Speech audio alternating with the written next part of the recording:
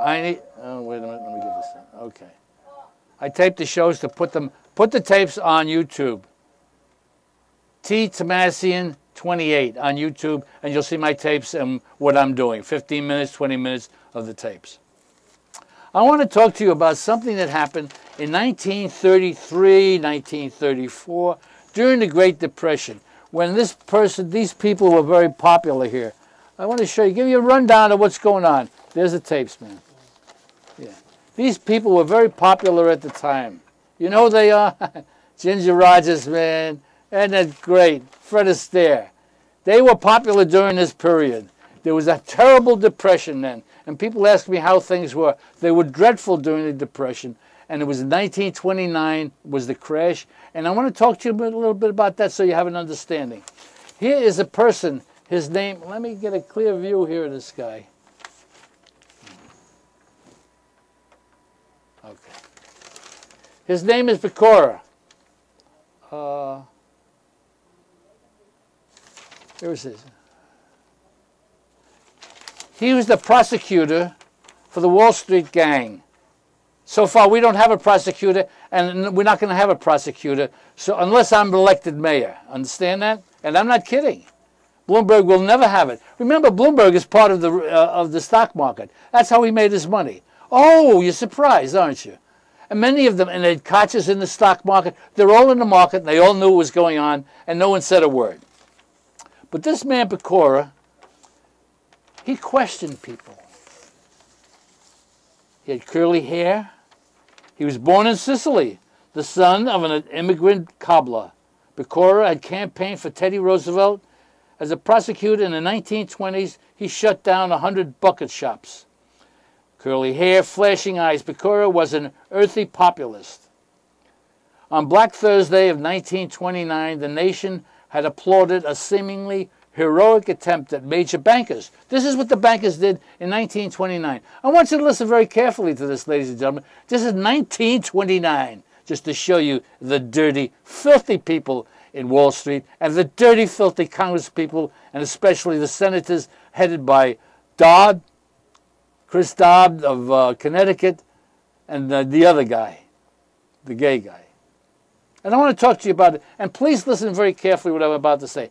On Black Thursday, the nation had applauded a seemingly heroic attempt at the major bankers, including Albert Wiggin of Chase and Charles Mitchell of National Bank, to stem the market decline. The market was going down, and these two men, they were going to do it. They were going to take care of the market. They were going to get rid of the downfall of the market. They were brilliant. This is what they did.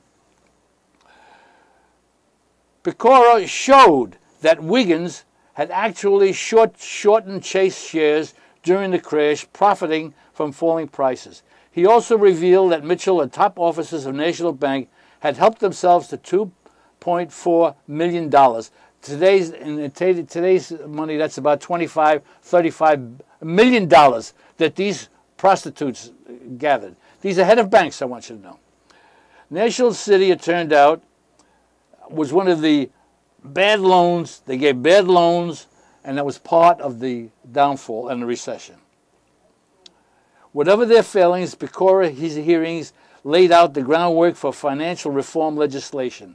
By the time they ended in May of 1938, they had generated 12,000 pages. Pecora not only documented a litany of abuses, but also paved the way for remedial legislation. The Securities Act of 1933, the Glass-Steagall Act of 1933, the Security Exchange. All these acts were done by this one Italian man.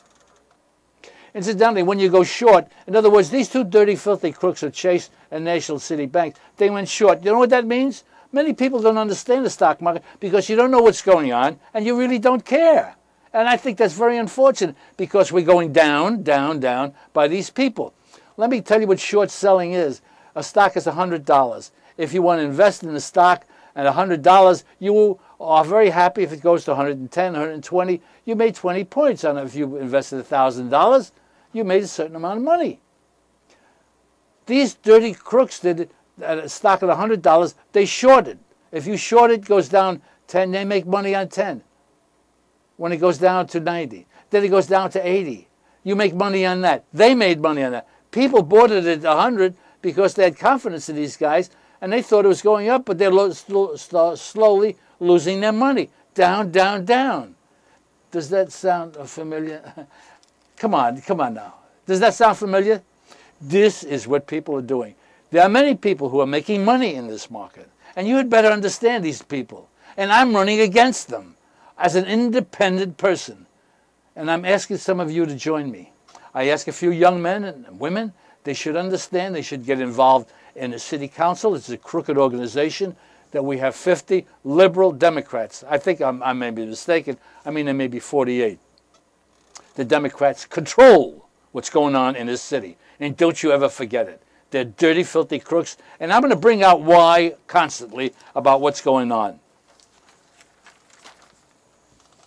What's going on? I want to tell you about. Did you ever see The Fountainhead? Oh, come on. You must have seen that. It's an old movie. It's a great movie. It was done by Ayn Rand. You know who she is? She wrote Atlas Shrugged. This is what she said over 50 years ago. This is in the 50s. This is the picture I showed you of Ginger Rogers and Fred Astaire. The moral of the story is simple, and this is Atlas Shrugged, the great book, written 55 years ago.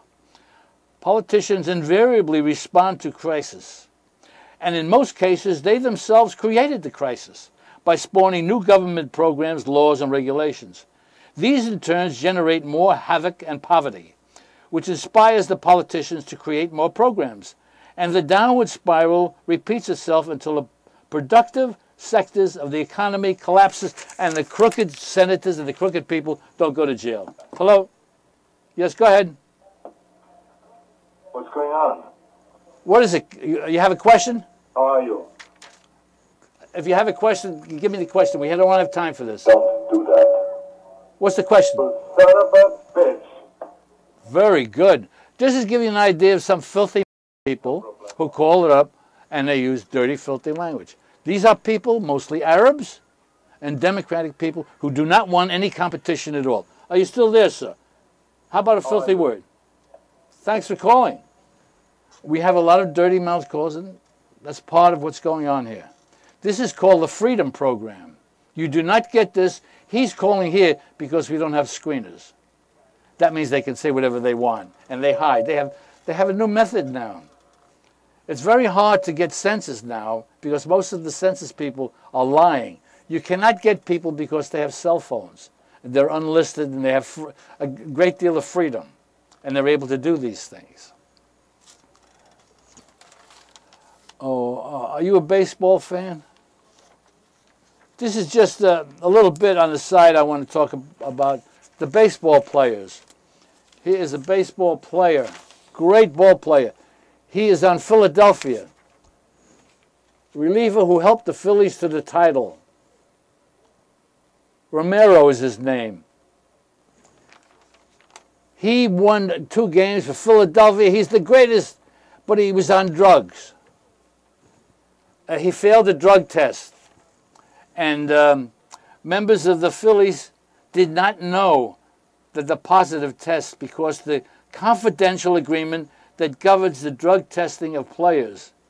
But officials in the commissioner's office, Bud Selig, knew that Romero tested positive in August 1928. That was before the World Series. So they knew the star of the team was on drugs. This is the commissioner's office. This is just like the United States government. This is just like the Security Exchange Commission. Crooked. Crooked. Baseball. He won 2 games in the World Series. He's suspended for 50 games this season. The World Series is won. They are the champs. Isn't that ugly? Are you seeing what we're getting at here? Are you seeing that's why I showed you this guy Pecora, how he prosecuted. We need Julie.